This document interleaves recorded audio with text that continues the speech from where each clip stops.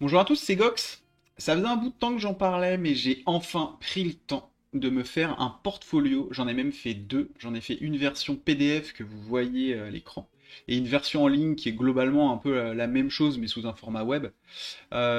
Du coup, si vous me connaissez pas, je suis Gox, illustrateur. Je tiens ma petite chaîne YouTube sur laquelle je présente des timelapses, des petits tutos, et je suis également présent sur Instagram. Tous ces petits liens, enfin ce lien Instagram et également vers mon portfolio en ligne seront en description de cette vidéo. Et aujourd'hui, je vais vous présenter mon portfolio et ça fera une bonne vidéo de présentation de mon travail, puisque là j'ai fait une sélection de ce que j'ai pu faire de mieux sur ces 2 dernières années. Et il faut savoir que ça fait 2 ans, ça va faire même un peu moins de 2 ans que je me suis vraiment remis très sérieusement au dessin, à la peinture et plus spécifiquement au digital painting.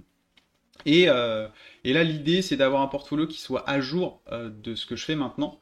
Donc au final, la première année où j'ai repris, donc ouais, en 2000, moi je suis perdu dans les dates, mais là j'ai fait vraiment une sélection sur ce que j'ai fait les 6 derniers mois, parce que ce que j'ai fait avant, je trouvais ça vraiment trop dégueu, et que je sens que j'ai progressé, et du coup que ça valait pas le coup, qu'il fallait que je fasse vraiment une sélection de mes meilleures productions, on va dire. Donc j'ai divisé mon portfolio en trois parties. La première, c'est les illustrations. Donc moi, je suis plus spécialisé. J'aime bien faire des illustrations, vraiment avec un rendu clean, avec une petite histoire. Et il y aura une partie personnage. J'aime bien faire des personnages sans forcément de contexte, sans forcément de décor. Et j'ai gardé une partie où il y a tout ce qui est croquis et recherche. Moi personnellement, je trouve ça toujours intéressant de voir les croquis et la manière et le process de travail d'un artiste. Donc je présente ça également. Il y a un chapitre dédié à mes recherches.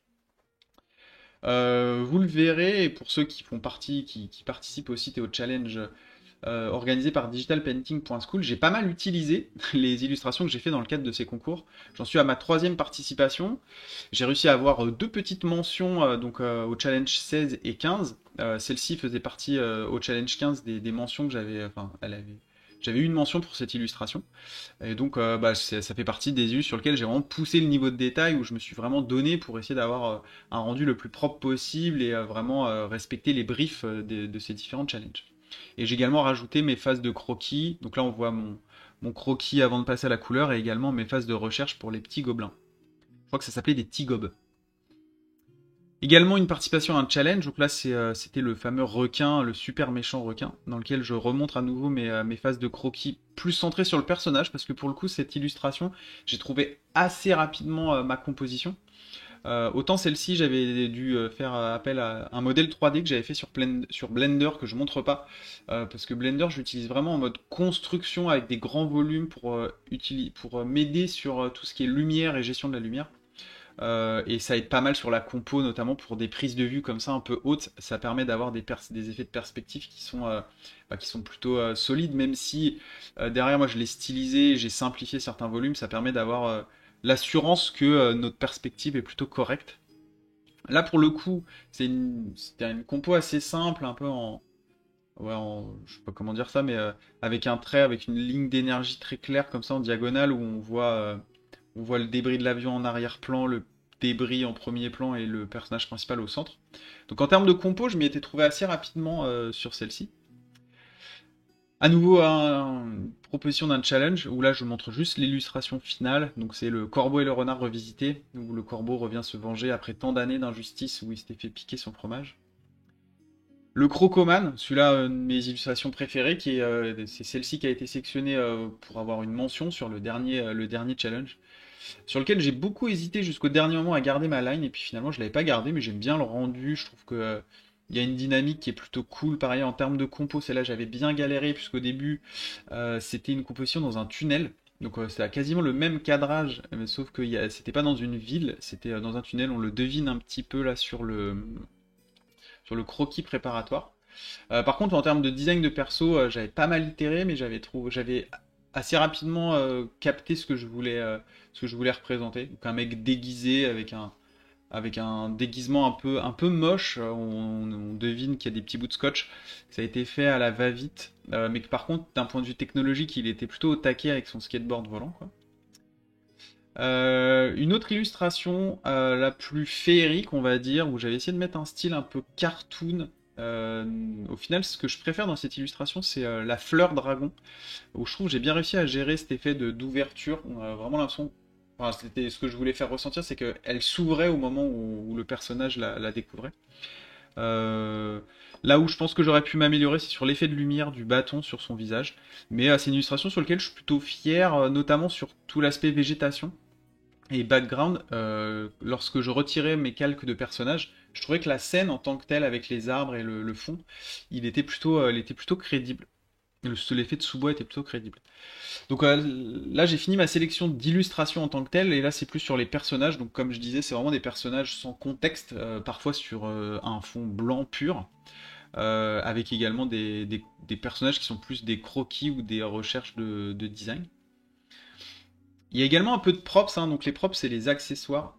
Et c'est un exo que je trouve assez rigolo et je pense qu'il peut être assez utile, notamment pour tout ce qui est jeu de cartes, jeu de société. Il y a besoin de plein de petits designs comme ça pour des objets simples, entre guillemets, comme des potions, des armes, des couteaux, des haches. Et également des maisons. Alors, des maisons, je pense pas qu'on peut considérer ça comme des props, mais en tout cas, c'est des itérations de design basées sur une idée simple.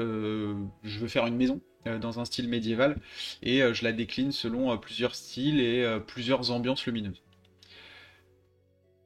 D'autres persos, alors dans un style un peu différent, ça c'est lié à un des petits dessins animés que j'avais fait avec le Garde, donc c'était un petit vieux qui était à la base basé sur une étude photo d'un vrai monsieur que j'avais trouvé vraiment trop marrant avec une tête comme ça toute ramassée où on ne distinguait ni son visage ni sa bouche et à peine, enfin son nez si pour le coup on le voyait bien, mais on voyait même pas ses narines. Il était vraiment caché et tout plié comme ça sur lui-même.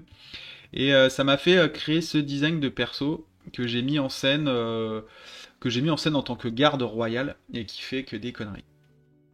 Et ensuite la dernière phase donc de croquis recherche. Donc là c'est un peu plus, c'est moins dirigé, il y a un peu de tout, ça va du personnage à l'environnement. Et là je montre vraiment toutes mes phases de recherche de croquis. Ça va aussi sur des études portraits un peu stylisées que j'ai beaucoup fait dans ces derniers mois et que je présente dans mes vidéos de dessin du mois que vous pouvez aller trouver sur ma chaîne. Et on arrive à la fin de mon portfolio, donc je l'ai volontairement fait assez court, j'ai 11 pages, enfin en réalité 10, puisque la première bah, c'est une page de garde sur laquelle il n'y a rien. Donc je voulais vraiment quelque chose qui va à l'essentiel, qui est simple d'un point de vue de graphisme et construction du portfolio. C'est pas mon métier d'être graphiste, hein, donc c'est pas forcément l'exo sur lequel je me sens très à l'aise de mettre en page mes dessins. Par contre j'avais du contenu et ça c'était cool et ça m'a facilité la tâche.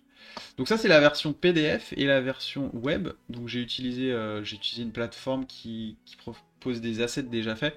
Donc on va le passer rapidement parce qu'au final c'est les mêmes dessins. Il y a moins cet effet mise en page de l'illustration par exemple avec ces croquis préparatoires.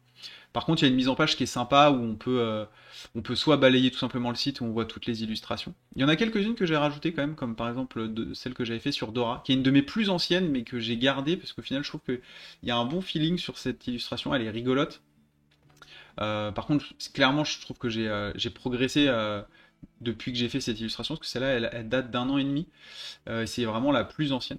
J'ai également rajouté les affiches que j'avais pu faire pour la fête de la musique, là, très récemment. Euh, et voilà, il y a quelques petits dessins en plus pour les personnages, je crois. Et voilà. Et il est beaucoup plus rapide à balayer. Et pareil, c'est un souhait. L'idée, c'est de pas avoir des milliers d'images ou des centaines d'images, sachant que c'est un portfolio voilà, qui doit être compris assez rapidement. Je veux qu'on comprenne très rapidement ce que je fais. Donc, bah voilà, moi j'ai un univers cartoon stylisé et qui est assez coloré. Voilà. Ensuite, si on veut sectionner que les illustrations, et ben ça nous balaye que les illustrations, que les personnages. Et quand on clique dessus, on peut avoir un mode de navigation, image par image, qui est aussi agréable si on veut voir les images en grand format. Et on va se quitter sur ce beau corbeau et le renard. Donc, je vous mets mon portfolio en lien en description de la vidéo. N'hésitez pas à le partager et bah, commenter la vidéo si vous avez des questions, des remarques ou quoi que ce soit. Je me ferai un plaisir de vous répondre. Je vous dis à plus pour une prochaine vidéo. C'était Gox.